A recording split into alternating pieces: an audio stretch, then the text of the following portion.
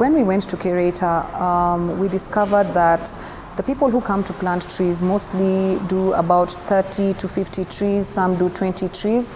They were actually very excited to see a group like us doing 1,000 trees at once. And based on that, this will help also grow their own local community. There will be more jobs as well. And as we go along growing those amount of trees in different areas, we're likely to also increase the level of employment in those areas among farmers. We felt like, based on the new findings and research, that deforestation alongside with rising temperatures is transforming what's left of our forests, keeping trees smaller and younger.